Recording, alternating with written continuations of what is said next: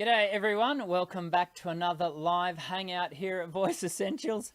And once again, I come to you a little bit stressed on the technical side. Linda, please, throughout the show, let me know that everything is okay, because I went to start streaming again about, I don't know, 25, 30 minutes ago.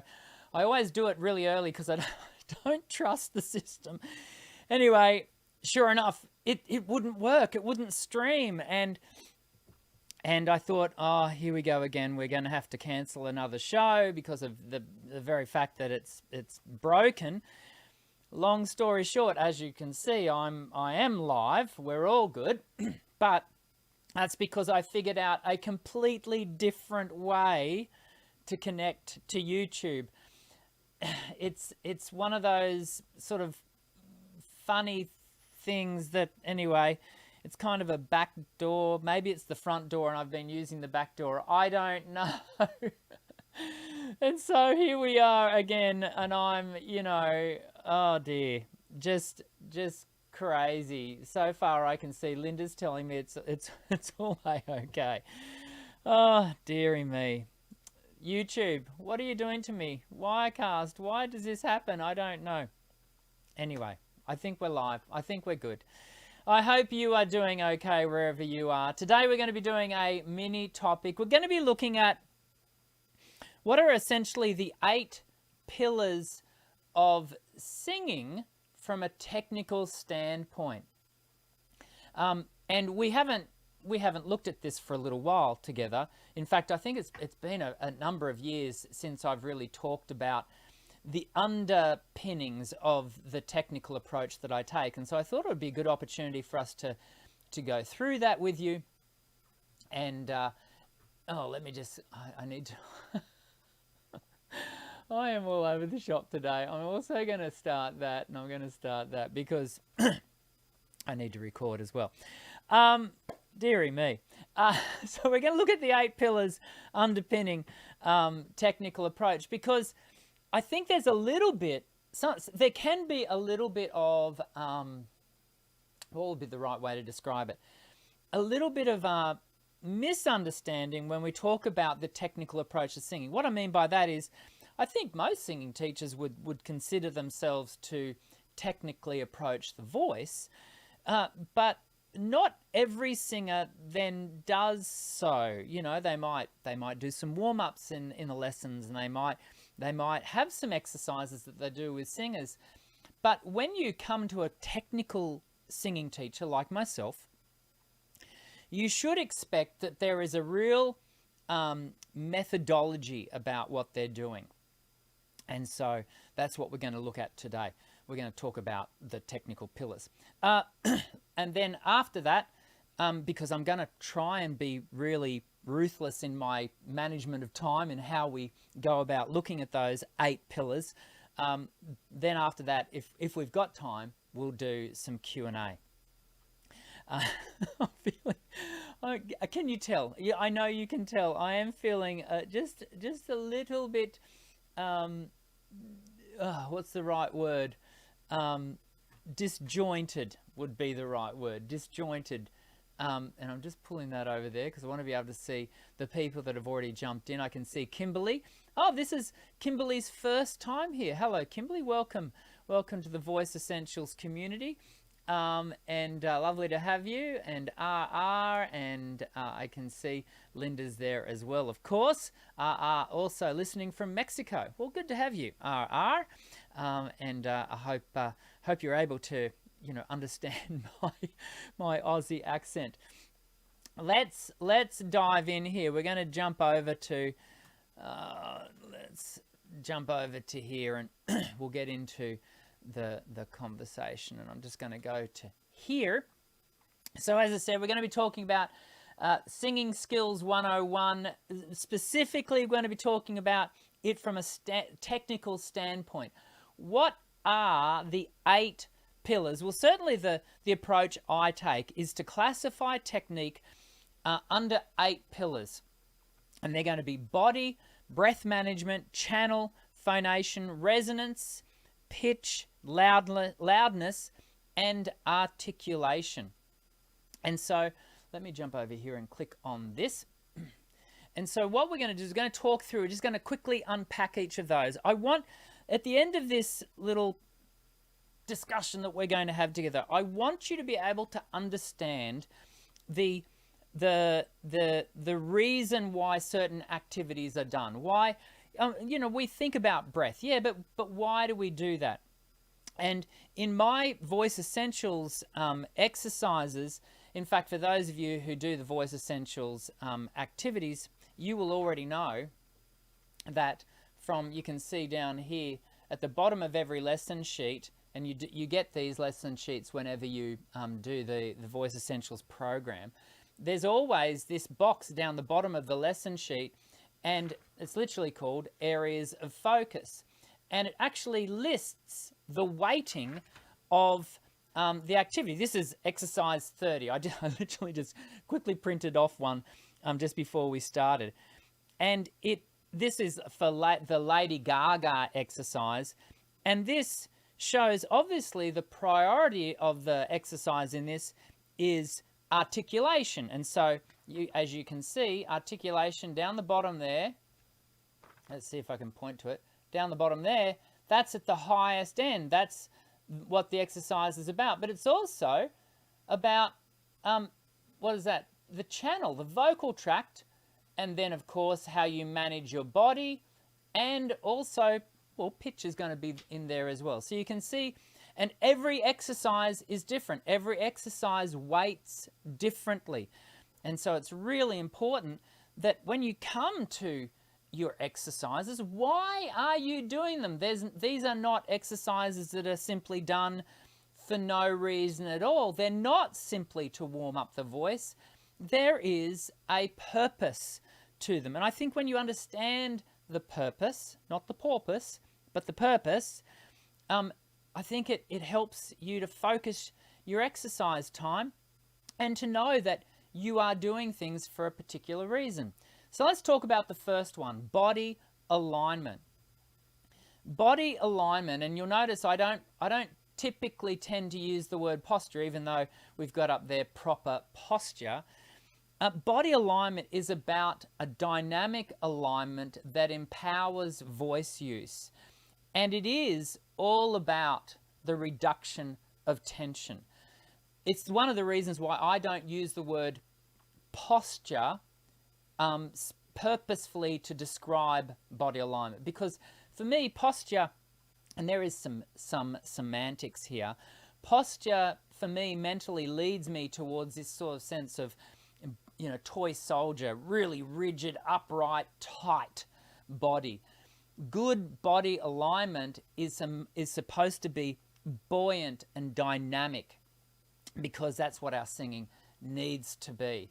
And so I want to, you know, whenever you come to working on your voice, body needs to be, because your body needs to be a big part of what you're doing, because your body houses the voice. And we're not just talking this, we're not just talking the neck region with your larynx, I'm talking all of you.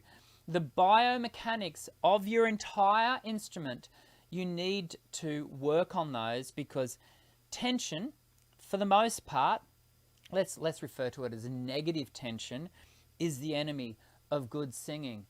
Of course, breath management is a big part of what you need to develop.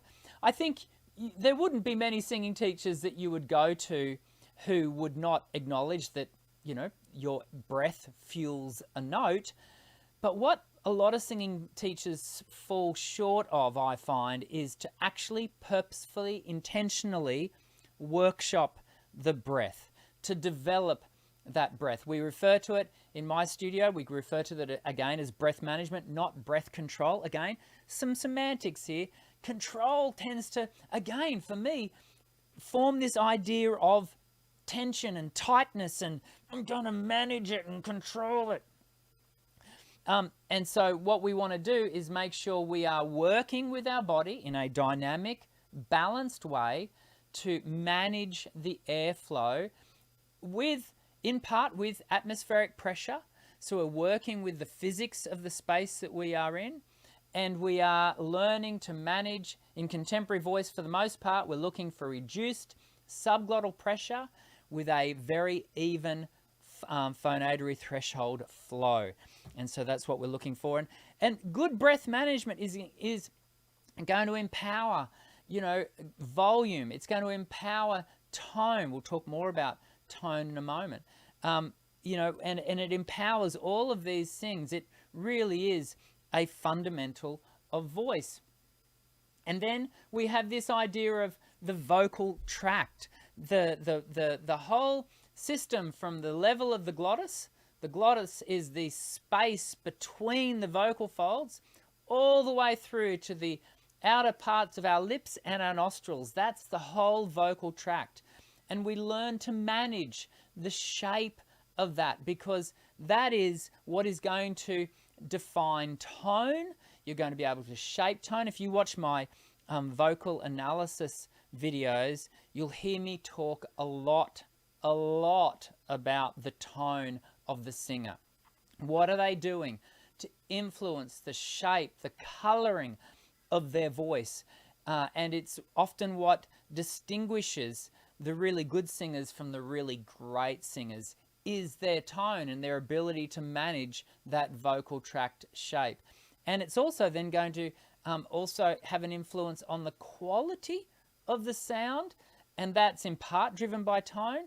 But also, if we think about quality from the standpoint of not being a good or bad, but thinking about it as a dial of quality, so maybe from rough to breathy to so almost thinking about sound quality from the point of view of texture, then the vocal tract will play a role there as well.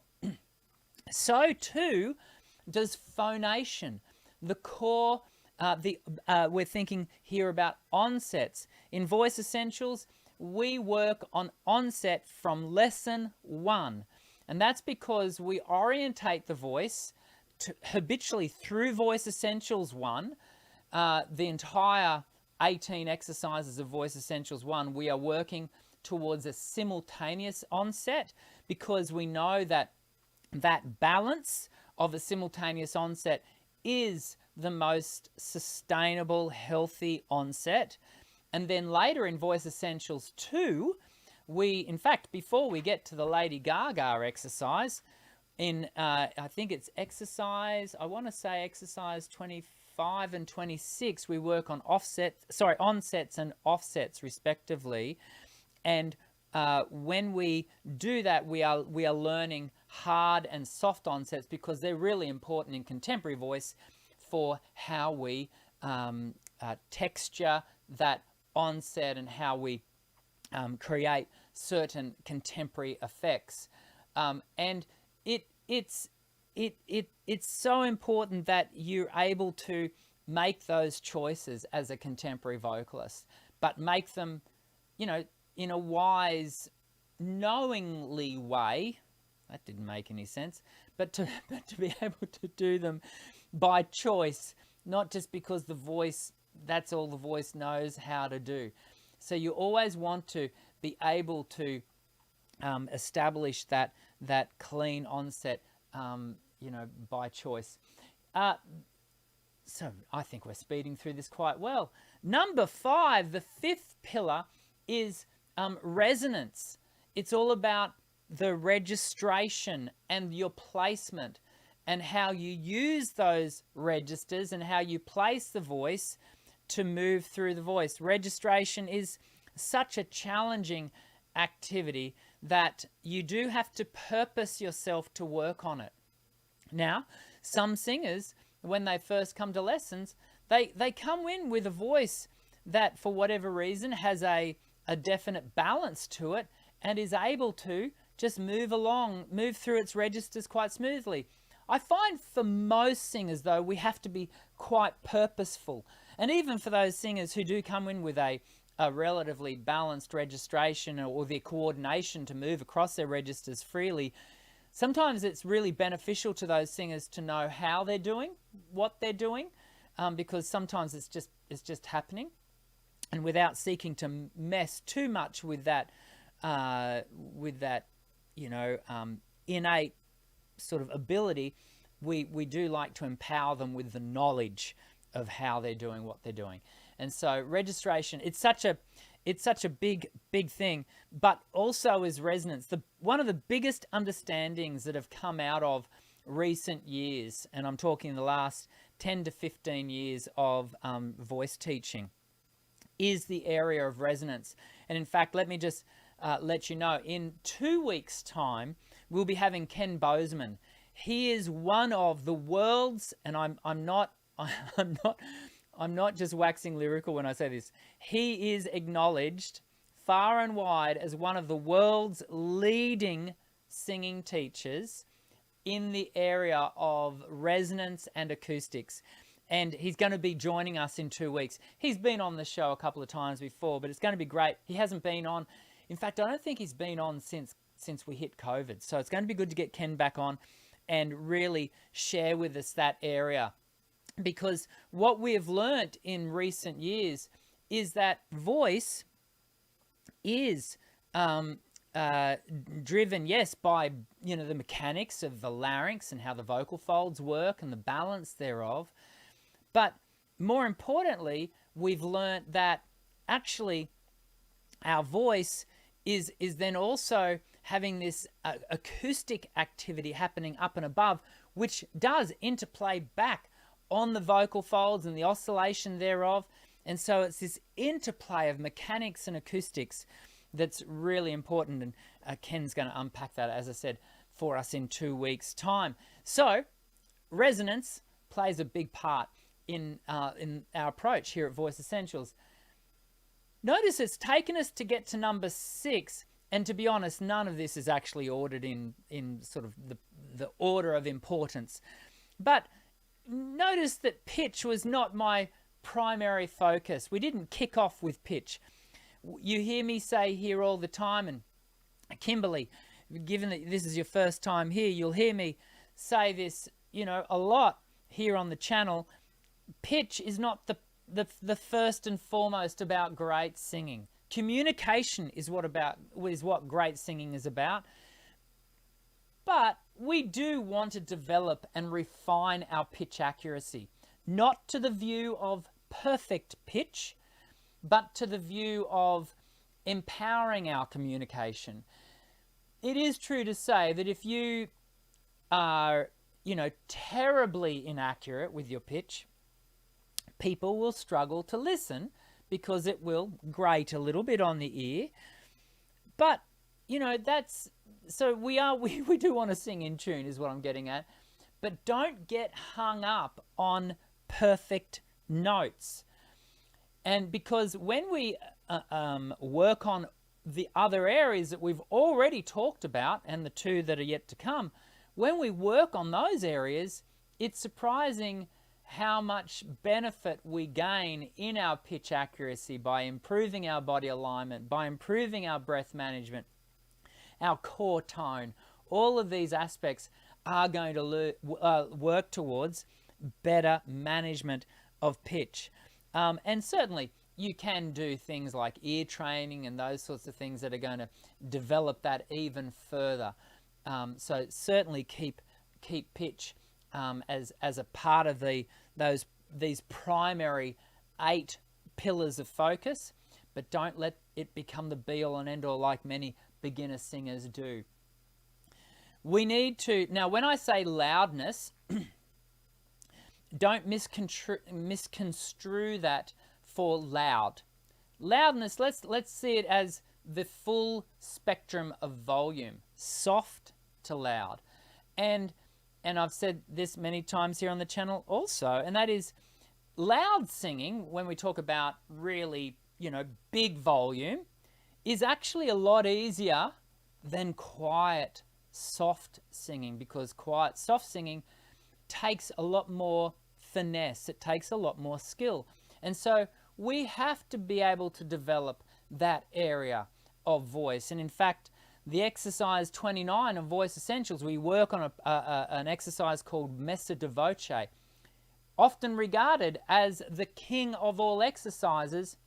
And the reason it's referred to as such is because It's very hard to get right. The exercise takes the voice a single note and moves it from soft to loud to soft again. It can be very easy to go from soft to loud, but to go from loud to soft, it's very hard while you maintain a consistent, even, accurate single note pitch. Very difficult. And so, that sort of ties back in. Notice how a lot of these all tie in with each other. There's not any sort of standalone skill here. It's these 8 pillars. Often why I refer to them as pillars is they are underpinning the whole voice. And take away any single one of these pillars and the voice becomes that little less stable, that little less capable. And so it is important that you develop all these areas. And the final one, articulation. There's no sense in trying to communicate if everything is just blah, yeah? And so we do have to workshop the way we articulate. And it's not simply about diction, though, having clarity of and understandability of what we are singing is important.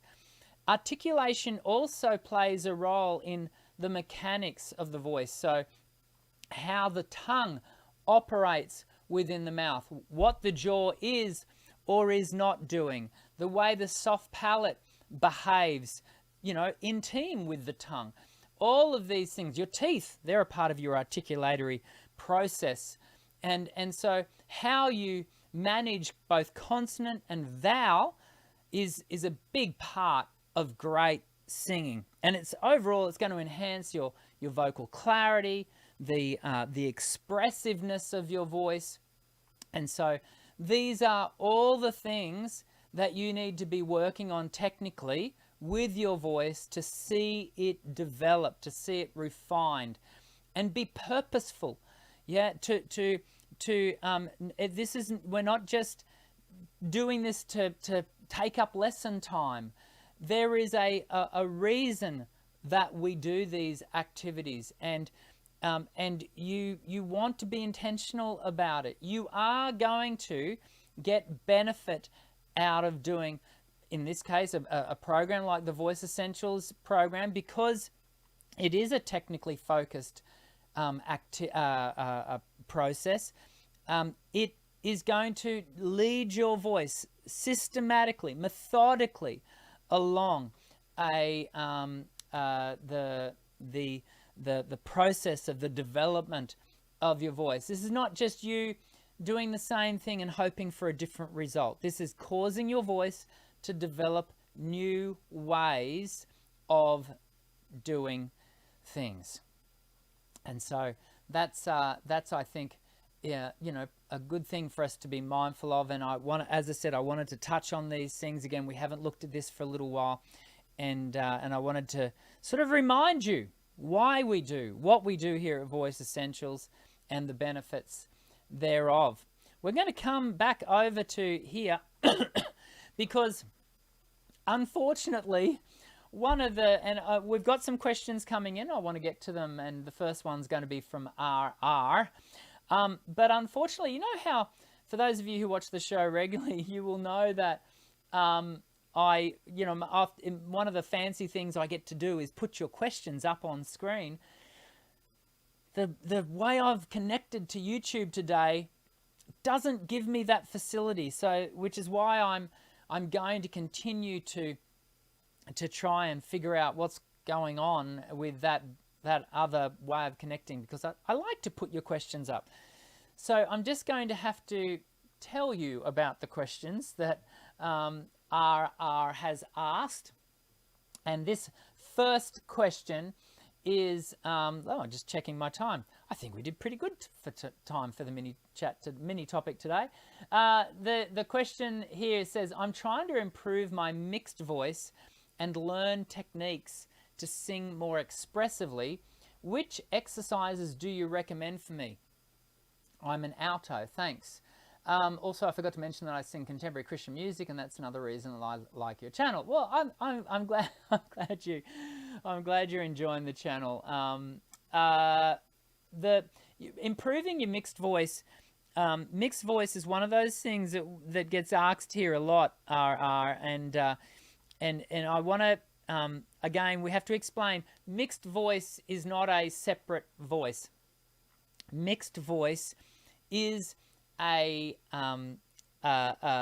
balance, a weighting of typically between your mode 1 and mode 2 registration of the voice. So it's sort of a middle weighting between heavy and light. And so the way forward is to actually workshop, and I'm a big advocate for workshopping each register in isolation. So doing, activities like the belt activities within Voice Essentials 1 that are going to really demand weight of the voice. So we get that thyroarytenoid activation, chest voice sound, and then doing other activities where we, release that weight and go really light on it, and we go into an upper register with a cricoarytenoid, cricothyroid balance where it's lighter and it's that head voice sound. And so we workshop that and we get the balance and the mode of that right. And then it's then when we come back that we are able to then move between the two, and we go looking for how to weight that so that we're able to bring that heavy voice up, but you might then choose to back that off. And that's when we get into that mixed voice, and it's very in the middle. That's not heavy, it's just lighter, but it's not lighter. It's not really light. I don't know how good those examples came over, but hopefully that gives you some indication. Maybe one of the ways you can go about thinking about it is to not approach it as if it's a standalone, as if we've got a voice that's these 4 different compartments, but that it is actually a voice that is simply, the whole thing is a mix, and it's all how you weight the voice different, and accordingly, that's going to determine how that goes for you. Cool. I hope that was helpful, RR. Let's come down to cool Jules. I find, this is a question, I find I have a decent time matching pitch when I'm belting notes, but it seems to be more of a challenge for me when singing more quietly or lower in my register. I'm wondering how I can improve. And this is the comment I made earlier, right? About it is harder to sing lightly and quietly than it is to sing big and bold and with, firstly I would want to be looking at your breath management. I would then want to be looking at how your breath management is interacting with your registers and your registration. And then what we want to do is start, workshopping single notes on lighter tone and having you manage and monitor the accuracy of that single pitch on that lighter tone, and manage and hold that, and then start moving that around, whether it be between 2 notes, just interval jumping, or whether it be doing scales. And you'll find that will help to improve your pitch accuracy with time. And so I hope that would be helpful to you. Then again, just like RR, you start to move that weight around. See if you can sort of move the balance of that, move it through into mixed voice, into heavy, then take it straight back to light, and see if your accuracy is able to be maintained as you do that. We've got a question from Kimberly, who's our noob. Hello, Kimberly. This is my question. How do I figure out how to control my pitch when I'm just learning how to put all the weight in my abs? And so I think Kimberly's there referring to the fact that we do want to orientate the voice to our midriff in so much as that's where we want the breath management to take place. We don't want to be what's referred to as laryngeally focused, where all of our attention gets placed and activated, on the larynx. We do want the air to be managed. But Kimberly, I would, and this might just be the way, the turn of phrase you use, but I'd be careful to be thinking about it or approaching it from the point of view of weight in my abs. Whenever we think weight, there's a great temptation to actually form tension within the abs as opposed to activity. And again, that might sound like I'm splitting hairs, but it is very, very all too easy to become too gripped and too locked. We always want the abdominal wall to feel a bit like firm jelly. And so you can, if you get that sense of that, it's firm, but it's still free. And so workshop that orientation towards your abs in such a way that it's still got a dynamism. That's not even a word. It's still dynamic is what I'm getting at. And I want you to, just really manage that so that it's tension. Again, it comes back to this idea. Tension is going to be the enemy. Tension anywhere. Yeah, any static tightness is going to lock you up. And you're going to have to compensate and recruit musculature to offset that tension somehow. And so trying to keep that dynamic movement of the body, including at the level of the abdominal wall, the rectus abdominis, the transverse abdominis, the obliques, keeping them moving and dynamic, I think, hopefully, that will prove to be helpful, which will be good. I'm just looking back here. I think that's all the questions we've got so far. I feel like by virtue of how my time started in the preparation for the show technically today, I feel like I've gone at 1,000,000 miles an hour simply because I've hit the ground running with challenges. And so I hope I dare say when Linda comes to Linda, let's give Linda another shout out. Linda every Tuesday morning re-watches the entire show to create the time codes, so I can put those up for those of you who watch the show as a replay. And it's an amazing service to both myself and the community at large, the Voice Essentials community at large. And I can just see Linda having to almost watch this at half time tomorrow, just because I really feel like I went at 1,000,000 clicks an hour. Anyway, I hope despite the speed, it came across with some level of clarity and intelligibility. Remember, next week we're going to finish up now. We've had a good run of today. We're going, if there's no questions, next week there is no show, and the reason for that is because we need. There's a public holiday here in Queensland. We have what's called Labor Day. I don't know what the equivalent would be for the Northern Hemisphere, the kind of Workers' Day, or anyway, it's a public holiday here in Queensland, and so there will be no show next Monday. So in 2 weeks' time, when we connect again, we're going to be connecting with Ken Bozeman.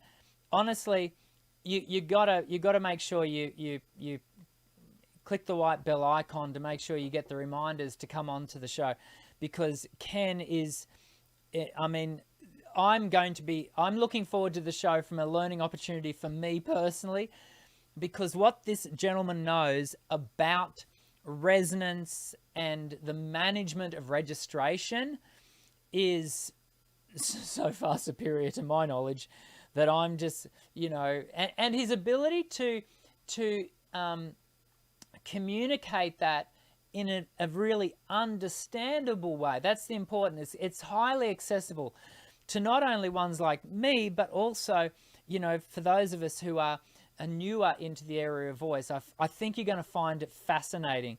And that's the reason why Ken's the show I did with him many years ago is still one of the most watched live shows on my channel, alongside the one with Melissa Cross. He's just make sure you're here in 2 weeks. You won't regret it, I promise. Well, there we go. R&R's got another question here, I think. Do you have best recommendations on how to sing low notes at the bottom of one's vocal range? It all comes down to air balance. You've got to make sure you don't. It's a bit like when we approach high notes, you know, the temptation is to stretch up to it. It's so important that you don't do that, you know, which again, what's that doing? It's creating tension. And so you've got to make sure you don't create tension on your approach to low notes. And so getting the steady air, making sure you reduce that temptation to sort of drop down to it and sing down through to those lower notes, that's going to be a big part of it. But you are quite right, you want to make sure you are workshopping your voice and your lower notes, just like you need to workshop your voice and the upper notes, the high notes. Everyone was so orientated on height, but there's so much to be gained from working on the depth, the lower areas of your voice. Great question.